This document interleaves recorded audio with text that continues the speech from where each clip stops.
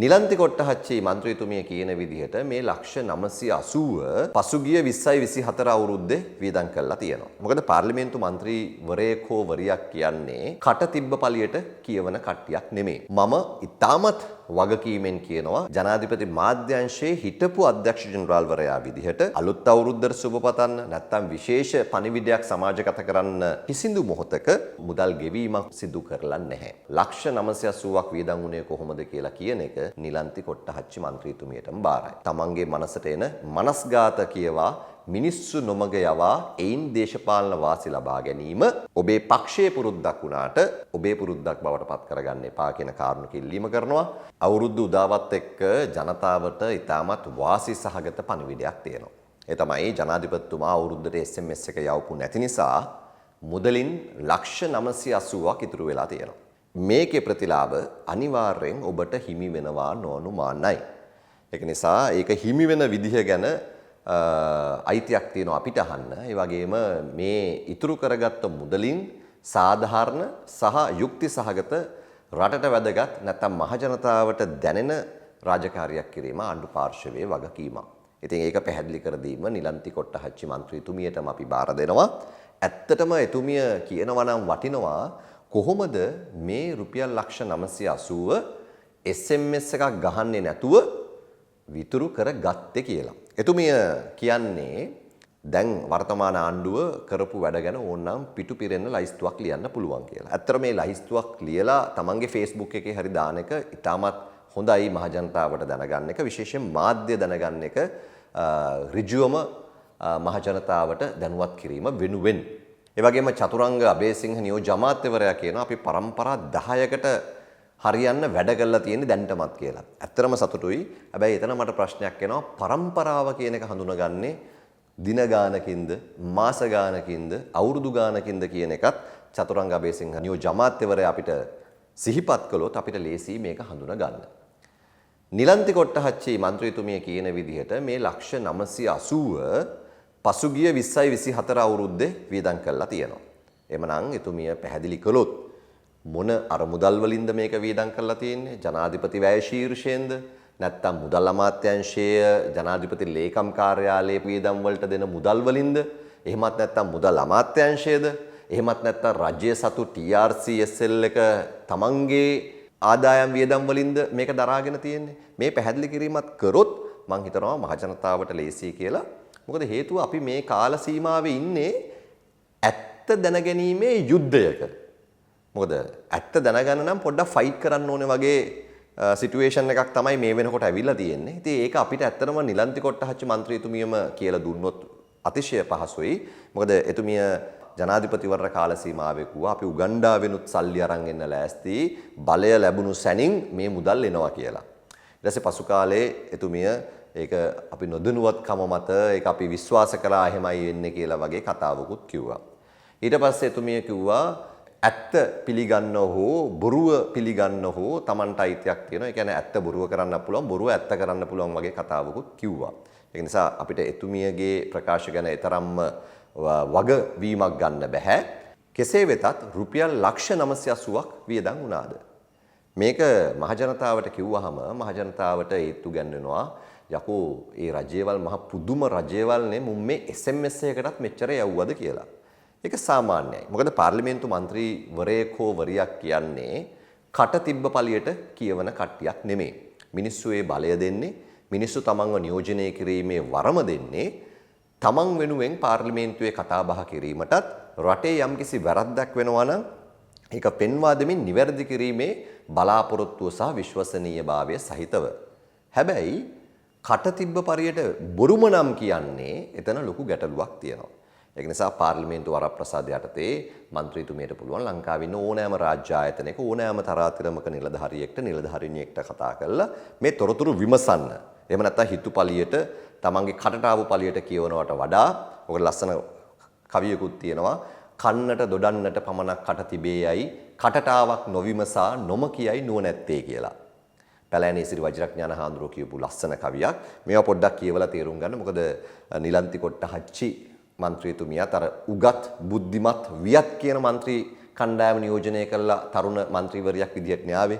ඒක නිසා මේවා වැදගත් ඒගොල්ලන්ට මම ඉතාමත් වගකීමෙන් කියනවා ජනාධිපති ලේකම් කාර්යාලයේ ජනාධිපති මාධ්‍යංශයේ හිටපු අධ්‍යක්ෂ ජෙනරාල්වරයා විදිහට 2024 අවුරුද්දේ එමත් නැත්නම් 2023 අවුරුද්දේ කිසිදු අවස්ථාවක නව වසරට සුබ පතන්න අලුත් අවුරුද්දට සුබ පතන්න නැත්නම් විශේෂ පණිවිඩයක් සමාජගත කරන්න අපිට අවශ්‍ය වුණු කිසිදු මොහොතක රාජ්‍ය මුදල් අපි කියන්නේ බදු මුදල් හෝ පෞද්ගලික අංශයේ දානපතියන් හෝ ආයතන හෝ Tamanගේ බජට් වලින් වියදම් කිරීමක් හෝ වෙන කිසිදු ආයතනයක ඒකාබද්ධ කරගෙන හෝ මුදල් ලබාගෙන හෝ මුදල් ගෙවීමක් හෝ සිදු කරලා නැහැ.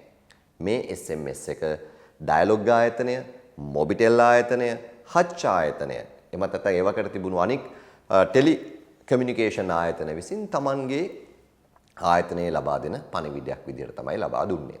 හොඳින් මතක තියාගන්න ඔබේ තියෙන පැකේජ් එකේ තියෙනවා පැකේජ් එක අනුව මැසේජස් මෙච්චරක් ෆ්‍රී, මැසේජස් අච්චරක් ෆ්‍රී කියලා. හැබැයි රාජ්‍ය මුදල් අවභාවිතයක් සම්බන්ධයෙන් තමයි අය ප්‍රකාශ කරන්නේ.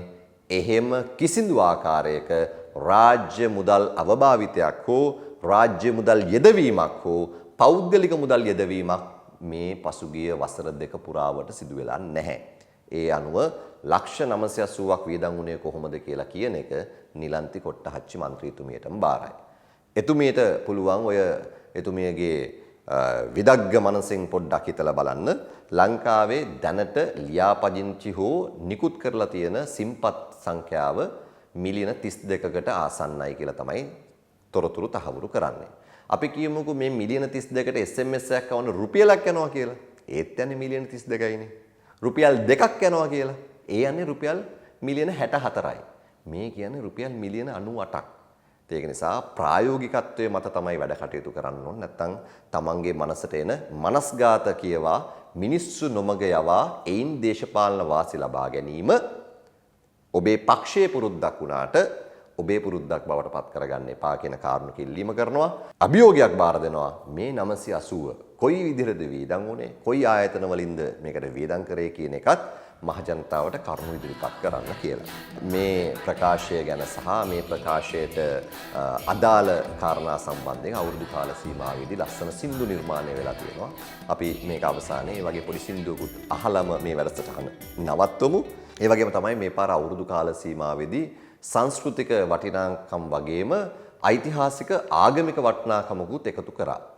ඒක ජනාධිපතිතුමාගේ පාර්ශවයේ කිව්වේ ජනාධිපතිතුමාගේ ඉල්ලීමක් මත අපේ මහානායක හාමුදුරුවන් වහන්සේලා විසින් ලබා දුන්නු අවස්ථාවක් විදිහට අවුරුදු 16කට පස්සේ අතිඋතුම් දන්ත ධාතුන් වහන්සේ සියසින් දැක බලා ගැනීමට දළදා වහන්සේ නමස්කාර කිරීමට අපේ උවැසි උවැසියන්ට අවස්ථාව උදා වෙලා තියෙනවා. සිව්වනක් පිරිසටම උදා වෙලා තියෙනවා. භික්ෂු භික්ෂුණී උපාසක උපාසිකාවන්ටම. ඉතින් සාමාන්‍යයෙන් මෙහෙම වැඩසටහනක් වුවහම ඒකට ඉතාමත් සදහැවන්තව ඒ වගේම ශ්‍රද්ධා භක්ති සිතින් තමයි අපේ උපාසක උපාසිකාවෝ තරුණ වෙන්න පුළුවන්, බාල වෙන්න පුළුවන්, මහලු වෙන්න පුළුවන්, වැඩිහිටි වෙන්න පුළුවන්. මේ සියලුම දෙනාම පිළිවෙතින් තමයි මේවට පෙළ ගැසෙන්නේ. ඉතින් සුදු ඇඳුමින් සැරසිලා, පේ වෙලා සමහරක් අය පිරිසිදු වතින් සැරසිලා, පිරිසිදු වෙලා තමයි මේ ස්ථානයේ වන්දනාමාන කරන්න යන්නේ. අපේ සාමාන්‍යයෙන් බෞද්ධ සංස්කෘතිය තුළ කියනවානේ පන්සලකට එහෙම යනවා නම් හොඳට පිරිසිදු වෙලා සුදු වතින් සැරසිලා සරප්පු ගලවලා තමයි පන්සල් භූමියට අතුල් වෙන්න ඕනේ කියලා. ඉතින් පොඩ්ඩක් හිතන්න මේ රජයේ සංවිධානාත්මක ශක්තිය කොච්චරද කියලා. සාමාන්‍යයෙන් අනුමාන කරාට වඩා වැඩියෙන් පිරිස ආවලු. දැන් ඒක තමයි අද දවසේ දිස්ත්‍රික් ලේකම්තුමත් ඒ වගේම පළාත් ප්‍රධාන ලේකම්තුමත් අද ප්‍රකාශ කළේ. ඉතින් දැන් මේක හසුරව ගන්න බැහැලු. දැන් කුණු ගොඩ ගැහිලාලු. ඒ වගේම අපද්‍රව්‍ය ගොඩ ගැහිලාලු. ඉතින් රෝගී තත්ත්වයන් ඇතිවීමේ අවදානම් තියනවලු. දැන් එන්න එපාලු නුවරට. ඉතින් මේ තමයි සංවිධාන ශක්තිය රජයේ මැදිහත් වීමෙන් රජයට කියන්න පුළුවන් මේක දළදා මාලිගාව පාර්ශවයේ තමයි මේ ප්‍රශ්නේ තියෙන්නේ කියලා. හැබැයි අපි හැමෝම දන්නවා දළදා මාලිගාව පරිශ්‍රයට පිවිසුනහම ඉතාමත් විධිමත්ව අතීතයේ සිටම යම් ක්‍රමවේදයක් තිබ්බා දළදා වහන්සේ වන්දනාමාන කිරීමට, ඒ වගේම පුද සත්කාර කිරීමට. ඉතින් ඒ ක්‍රමය ඇතුලේ අපිට සාමාන්‍යයෙන් දැක්කහම තේරෙන්නේ දළදා මාලිගාවට සමස්ත දවසකදී පවා උපරිම සදහැවතුන් ගියත් සදහැවතුන් ලක්ෂයක් ලක්ෂයකමාරක් වගේ ප්‍රමාණයකට තමයි දවසකට හැකියාව තියෙන්නේ කියලා. ඉතින් හිතන්නකෝ පැය 5ක් වගේ කෙටි කාල සීමාවකදී මේක කොහොමද නඩත්තු කරන්න කියලා. ඉතින් මේ වෙනකොටත් තවත් ලක්ෂ 4ක 5ක පිරිසක් දළදා වහන්සේ වඳින්න නුවරට ගිහිල්ලා ඉන්නවා. ඉතින් ඔවුන් සියලුම දෙනා ආසන්න වශයෙන් දවස් 2ක් හෝ 3ක් මේ පෝලිං වල ඉඳලා තමයි දළදා වහන්සේ වඳින්න යන්නේ. හිතන්න, ඒ කියන්නේ සිත පිරිසුදුකම නම් අනිවාර්යෙන් උපරිමයෙන් ඇති මේ සදහැවතුන්ට. හැබැයි ගත පිරිසුදුකම නැතුව තමයි අපි දළදා වහන්සේ ඉස්සරහ ගිහිල්ලා වන්දනාමාන කරන්නේ. ඉතින් මේ වගේ පුංචි කාරණයක්වත් කළමනාකරණය කරගන්න බැරි පිරිසක් කොහොමද නිකං හරි හිතලා බලන්න. ඔය දැන් ටිල්වින් සිල්ව එහෙම කියනවානේ මේ පහුගිය කාලේ තමයි මේ මොනවාද පෝලිං ඔක්කොම තිබ්බේ කියලා. ඇත්තටම පෝලිං තිබ්බ කාලෙක වගේ මේගොල්ලෝ බාරගත්තා නම් මොන වගේ තත්වයක් එමු උදා වෙලා තියෙයිද? දළදා වහන්සේ වන්දනාමාන කිරීම සැලසුම් කර ගැනීමේ නොහැකියාවෙන්ම මේ කළමනාකරණ ශක්තිය, ආණ්ඩුකරණයේ ශක්තිය හොඳින්ම පේනවා.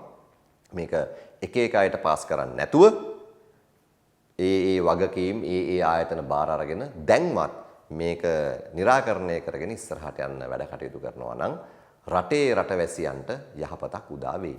එහෙම නැත්නම් ඉතින් ඒකේ අනිත් පැත්ත තමයි උදා වෙන්නේ. ඒකට අපි කවුරුත් කැමති නැහැ. ඒ නැති නිසාමයි මේ සිහිපත් කිරීම කරන්නේ. අගමැතිතුමියයි ජනාධිපතිතුමයි මේ පුංචි ඡන්දය ගැන කරන ප්‍රකාශ ගැන අපි ළඟදිම හම්බ වෙලා සාකච්ඡා කරමු. බොහොම ස්තුතියි.